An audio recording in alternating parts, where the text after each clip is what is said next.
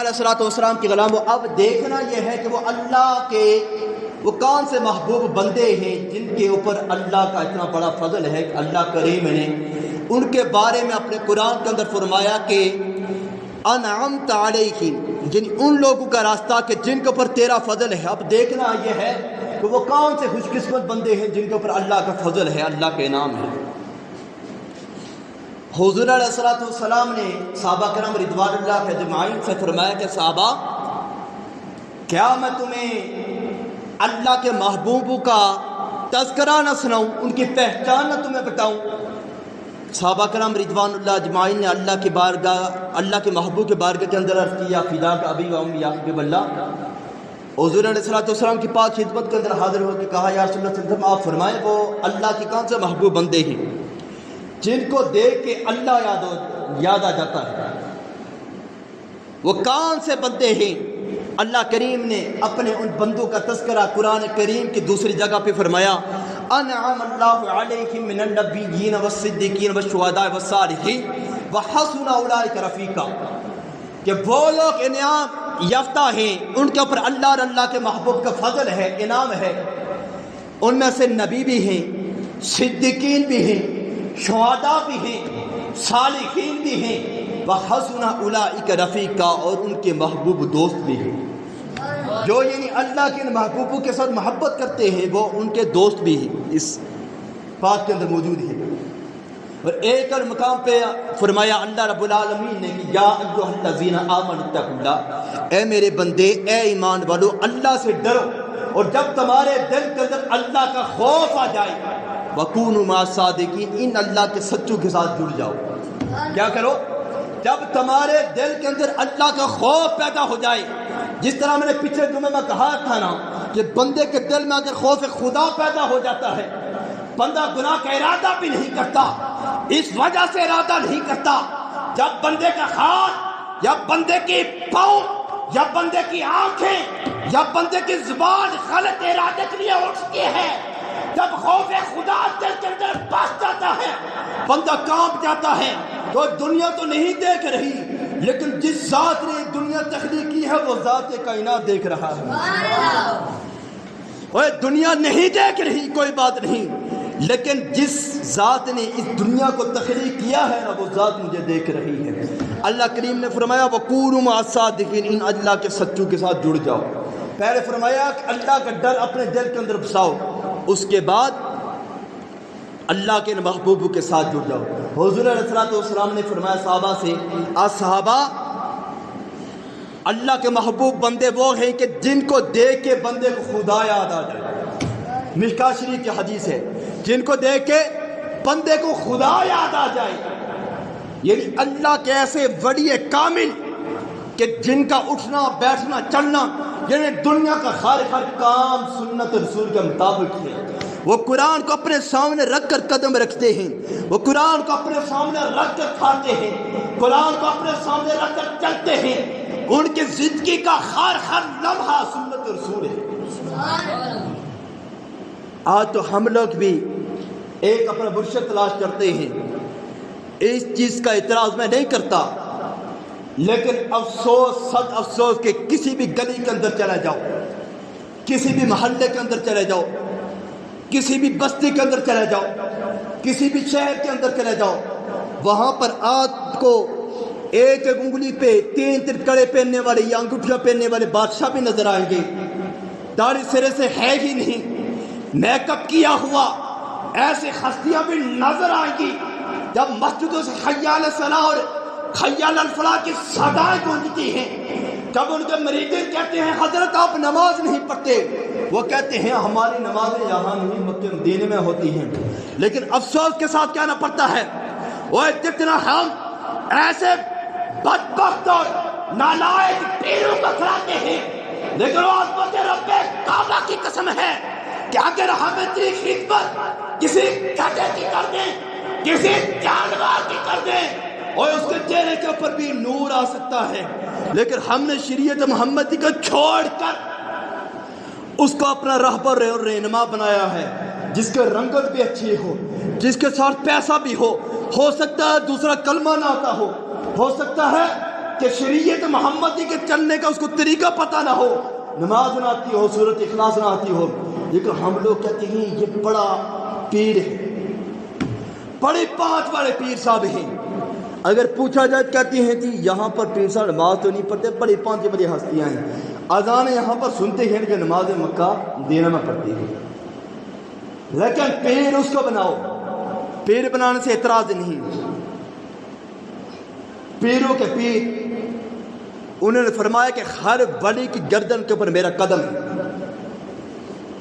سیرت غوث اعظم کے اندر یہ بات موجود ہے، اور اسی کے آگے وہ لکھتے ہیں کہ اگر کوئی بندہ یہ انکار کرتا ہے، اگر کوئی بندہ یہ انکار کرتا ہے کہ اس کی گردن کے اوپر میرا قدم ہے، تو وہ سمجھ لے کہ اس کی گردن کے اوپر سور کا قدم ہے۔ یہ سیرت غوث اعظم کے اندر یہ بات موجود ہے۔ اور پھر اس کو چنو کہ جس کا سلسلہ چلتے چلتے مولا علی کی بارگاہ تک پہنچتا ہو، پھر اس کا چنو کہ جو بندے کو برائی کے راستے سے روک کے نیکی کے راستے پہ لانے والا ہو، جو بندے کو گناہ سے چھٹکارا دلا کر، گناہ سے توبہ کرا کر اللہ کے محبوب کی بارگاہ کا راستہ بتانے والا ہو۔ پھر ایسا چنو جو خود بھی متقی ہو، اس کے دل کے اندر خوف خدا اتنا ہو، اتنا خوف خدا ہو کہ جب بھی اللہ اور اس کے رسول کا ذکر سنے تو اس کی آنکھوں سے چھما چھم آنسو کی بارش جاری ہے۔ پھر اگر پیر اتنا بڑی کامل ہے، اتنا متقی ہے، اتنا پرہیزگار ہے، تو پھر مرید کے اوپر بھی کوئی اثر ہوگا۔ اگر پیر صاحب کو خود پتہ نہیں کہ میں دنیا کے اندر ہوں یا ہوا کے اوپر اڑ رہا ہوں، تو انہیں خاک مرید کو کوئی فیض مانگا۔ حضور علیہ السلام نے فرمایا کہ ان کو اپنا ولی تسلیم کرو۔ اللہ کے محبوب کا جب ذکر کیا اور کہا کہ ان کی پہچان یہ ہے کہ جب تم ان کو دیکھو تو تمہیں کیا یاد آئے؟ اللہ یاد آ جائے۔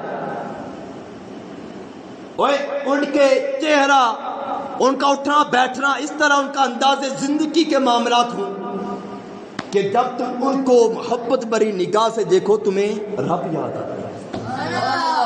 کریم اکرم علیہ السلام کے غلاموں، حضرت موسیٰ کلیم اللہ رضی اللہ تعالی عنہ اللہ کے نبی بھی،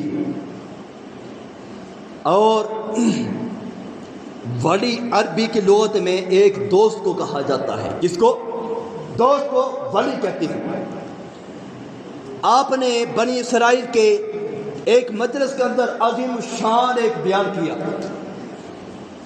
لوگوں کے دل کے اوپر بڑا اثر کیا اس باز نے، اس بیان نے، اور جب وہ محفل ختم ہو گئے تو لوگوں نے آ کے کہا اے موسیٰ کلیم، آپ اللہ کے نبی ہو، آپ کلیم اللہ ہیں، آپ کوئی طور کے اوپر بھی جا کر اللہ سے ہم کلام ہوتے رہے ہو، لیکن یہ بتائیں کہ کیا اس دنیا کے اندر آپ سے بڑھ کر اور علم و عمل کے حوالے سے آپ سے بے حد زیادہ علم رکھنے والا کوئی بندہ اور موجود ہے؟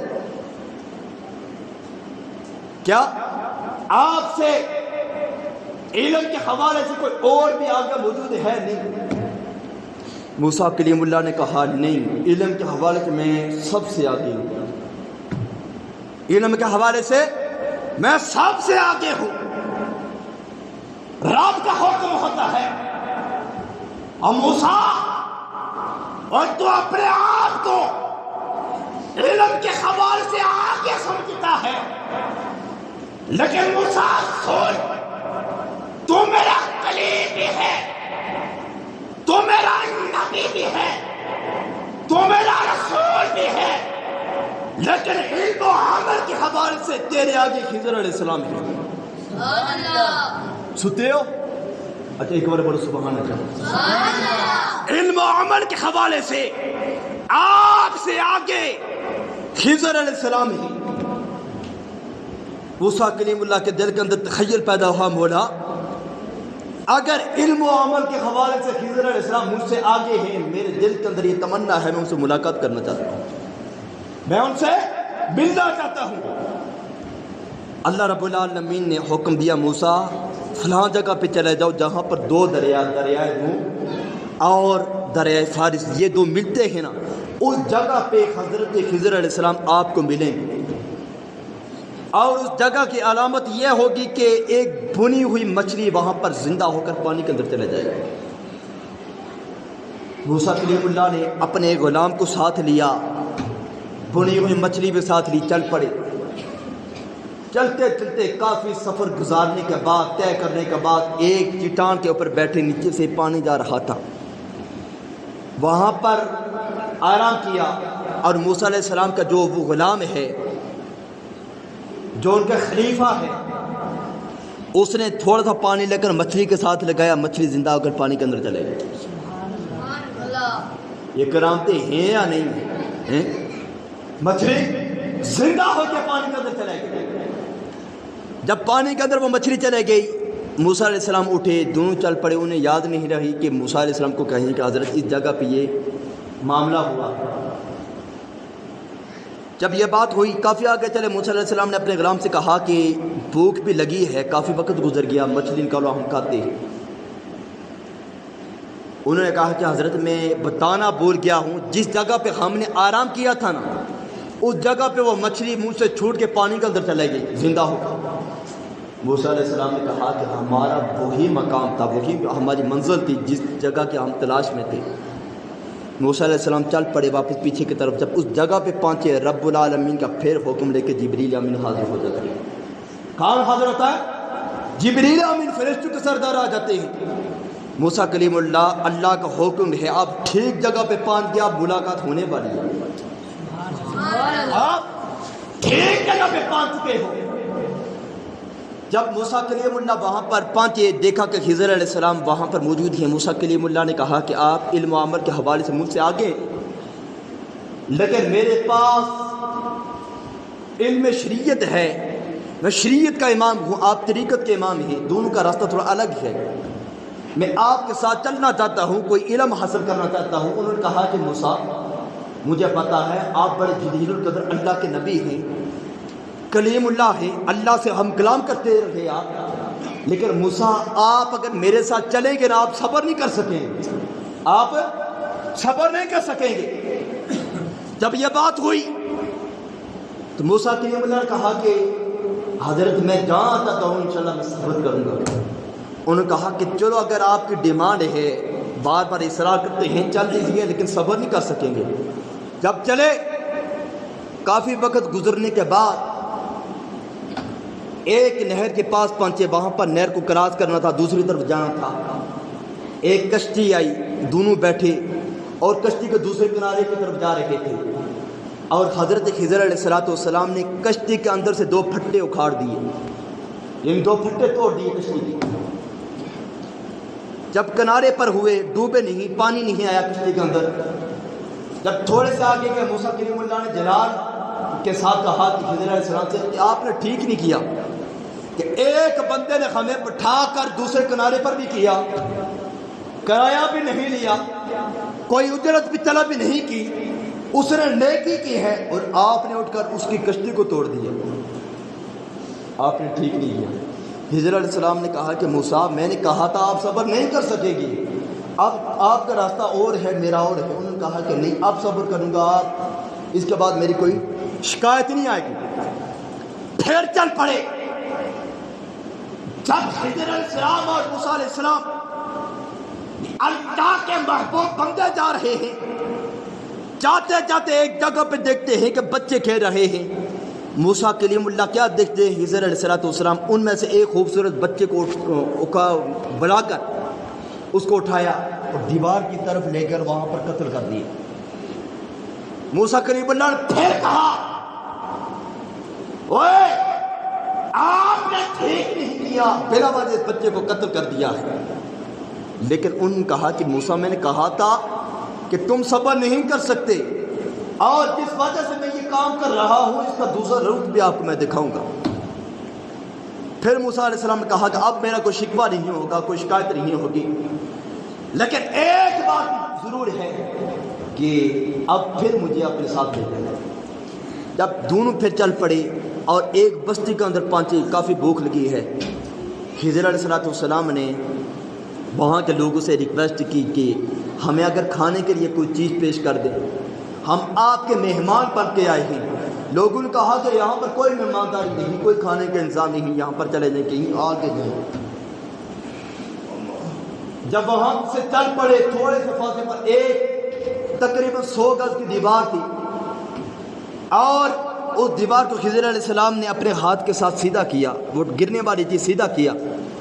موسیٰ علیہ السلام پھر بول اٹھے اور کہا اوے میں نے ایک بات کہی تھی کہ تم ٹھیک نہیں کرتے۔ خضر علیہ السلام نے کہا موسیٰ اوے جب تو نے یہ بات کہی تھی تو میں نے بھی کہا تھا تم صبر نہیں کر سکتے، لیکن ان سوالوں کا جواب بھی سنتے جاؤ اور اپنا راستہ بھی دوسرا پکڑو۔ خضر علیہ السلام نے موسیٰ علیہ السلام کو اپنے قریب بلایا اور کہا کہ موسیٰ جو میں نے پہلا کام کیا تھا، اس وجہ سے اس کشتی کے پھٹے اکھاڑے تھے کہ اس نہر کے دوسرے کنارے ایک ظالم بادشاہ بیٹھا تھا، اور جس بھی کشتی کو وہ صحیح سلامت خوبصورت پاتا اس کو وہ اپنے قبضے میں لے لیتا، اس کے اوپر اپنا قبضہ بسا لیتا، اور اگر کسی عیب دار کشتی کو دیکھتا تو اس کو چھوڑ دیتا۔ اس وجہ سے اس بندے کی کشتی کو میں نے یہ پھٹے اکھاڑے کہ اس کے چھوٹے چھوٹے بچے ہیں، یہ بچے کو رزق حلال کمانے کے لیے صبح سویرے آ جاتا ہے، اور اس ظالم بادشاہ کے اس داؤ سے بچانے کے لیے میں نے یہ کام کیا ہے۔ اور دوسرا کام جو میں نے چھوٹے سے بچے کو قتل کیا، اس بچے کی پیشانی کے اوپر کافر لکھا تھا۔ کیا لکھا تھا؟ کافر لکھا تھا، اور اپنے والدین کا سکا ایک ہی بیٹا تھا، اور اس کے علاوہ اور کوئی اولاد نہیں تھی۔ اب موسیٰ مجھے اندیشہ یہ تھا کہ ہو سکتا ہے کہ یہ والدین اس بچے کی باتوں میں آ کر دین اسلام کو پس پشت ڈال کے کفر اختیار کر لیں، اس وجہ سے میں نے اس بچے کو قتل کر دیا۔ اللہ کریم اس بچے کے بدلے اس والدین کو اولاد نرینہ سے سرفراز کرے گا۔ اور جو میں نے تیسرا کام کیا کہ اس دیوار کو سیدھا کیا جو گرنے والی تھی، اس دیوار کے نیچے یتیم بچوں کا مال تھا، ان بچوں کا والد اس دنیا سے دونوں والدین رخصت ہو چکے تھے، فوت ہو چکے تھے، اور انہوں نے اپنا مال رکھا تھا، یہاں پر جائیداد رکھی تھی، اور اس وجہ سے رکھی تھی کہ جب میرے بچے بڑے ہو جائیں گے تو وہ اس کے وارث بن جائیں گے، اور موسیٰ اگر یہ دیوار گر جاتی یہ لوگ قبضہ کر لیتے اور بچوں تک ان کا حق نہ پہنچتا، اور جب یہ بچے بڑے ہو جائیں گے ہم ان کو ان کا مال دے دیں گے۔ یعنی یہاں سے پتہ چلا خضر علیہ السلام کو پہلے پتہ تھا کہ موسیٰ کلیم اللہ، اللہ کے نبی ہیں، اللہ کی جلیل القدر پیغمبر بھی ہیں، لیکن میری ان باتوں کے اوپر ثابت قدم نہیں رہ سکیں گے۔ کریمہ علیہ السلام کے غلام حضرت ابراہیم بن ادم پلک ایک شہر ہے، اس کے بادشاہ ہیں۔ آپ ایک دن اپنے اس محل کے اندر آرام فرما رہے ہیں کہ مکان کے اوپر کسی چیز کے چلنے کی آواز آئی۔ آپ نے اندر سے آواز دی کون ہے جو آدھی رات کے وقت میرے مکان کی چھت کے اوپر چل رہا ہے؟ اوپر سے آواز آئی کہ میں غریب بندہ ہوں، ایک بڑا کمزور بندہ ہوں، بڑا مجبور اور لاچارہ ہوں، کوئی میرا بے سہارا نہیں، کوئی میرا سہارا نہیں، بڑا غریب ہوں، اور آدھی رات کو میں اپنے اونٹوں کو تلاش کر رہا ہوں، وہ گم ہو چکے ہیں۔ ابراہیم بن ادم نے کہا وہ ارے نادان، وہ آدھی رات کا وقت ہے اور یہ بھی پتا کبھی مکان کے چھت کے اوپر اونٹ گئے اور اونٹوں کو تلاش کرتا ہے، اور چھت کے اوپر اور ایک اتنا بڑا محل ہے اس کی چھت کے اوپر چھوٹا بھی مکان کوئی نہیں۔ جب یہ بات کہی تو اوپر سے آواز آئی ابراہیم بن ادم میں یہی بات آپ کو بتانے کے لیے آیا ہوں کہ اگر ایک اونٹ جانور ہو کے اور مکان کی چھت پہ نہیں کر سکتا تو گرم اور نصیب بستر کے اوپر کوئی اندھا بھی نہیں مل سکتا۔ اگر اللہ کو تلاش کرنا ہے تو اس بسترے کو چھوڑ کر ویران جنگل کے اندر چلا جاؤ، اللہ مل جائے گا۔ ابراہیم بن ادم کا دل کانپ اٹھا، خوف خدا پیدا ہوا، باغیں نکلے لیکن وہ بندہ چلا گیا۔ کریم آقا علیہ الصلوۃ والسلام کی غلاب و وقت اختتام پہ ہے، اور جو ولیوں کا بھی ولی ہے نا، ان کی ایک بات عرض کرتا ہوں۔ جناب مولا علی مشکل کشا کرم اللہ تعالی وجہ کرے، کون؟ حضرت علی المرتضیٰ کرم اللہ تعالی وجہ الکریم کی بات ہے کہ آپ کی خدمت کے اندر کوئی لوگ آئے، یہودی آئے، اور ایک عجیب و غریب سوال لے کر آپ کی خدمت کے اندر پیش کر دیا، اور کہا کہ مولا علی، ہم نے تو سنا ہے کہ آپ پڑھے کہ عالم دین ہیں، بڑے علم رکھنے والے ہیں، اللہ کے محبوب سے بڑی محبت کرنے والے ہیں، اور اتنی محبت کرنے والے ہیں کہ اللہ کے محبوب نے اپنی سکی بیٹی کا نکاح آپ کے ساتھ کیا، اور ایک سوال لے کر آئے ہیں، یقیناً آپ اس سوال کے جواب نہیں دے سکیں گے۔ اس سوال بھی بڑا عجیب و غریب ہے۔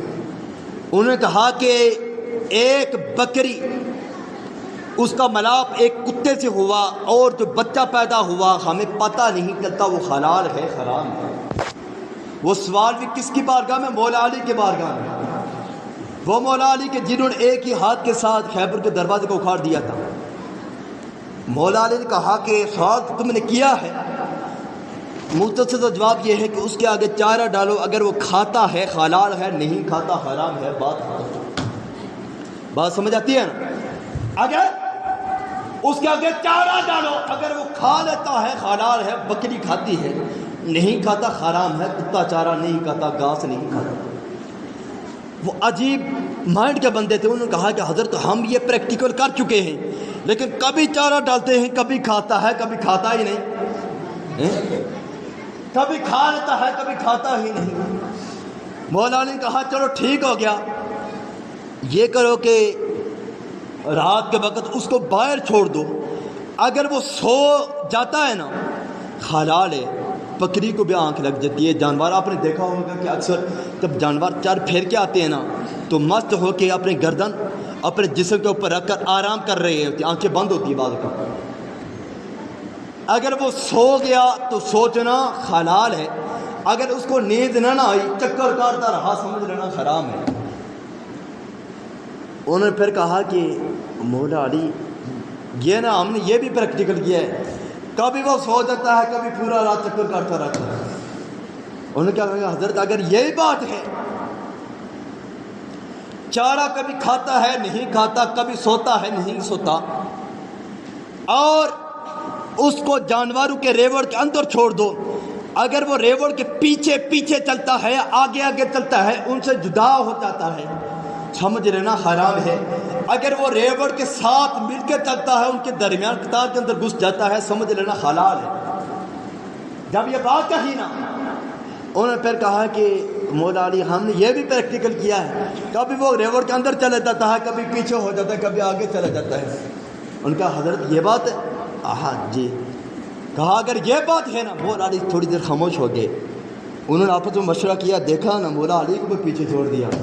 مولا علی نے کہا ہوئے قیامت تک سارے اٹھ جاؤ، اگر قیامت کے صبح تک سوال جواب کرتے رہو پھر بھی میرا مقابلہ نہیں کر سکتے، اور آخری یہ بات کرنی اس کو ذبح کرو، اور اگر اس کے پیٹ کے اندر سے چربی نکل آئے حلال ہے، چربی نہ نکلے حرام ہے۔ اور کتے کی چربی ہوتی ہے؟ نہیں ہوتی۔ حرام جانوروں کی چربی کسی کی ہوتی ہے لیکن کتے کی نہیں ہوتی، لیکن حلال بکری ہو، گائے ہو، بھینس ہو، اونٹ ہو، ان کی چربی ہوتی ہے۔ وہ چپ ہو گئے، انہوں نے یہ نہیں کہا کہ کبھی ذبح کیا کبھی نہیں کیا، وہ خاموش ہو گئے۔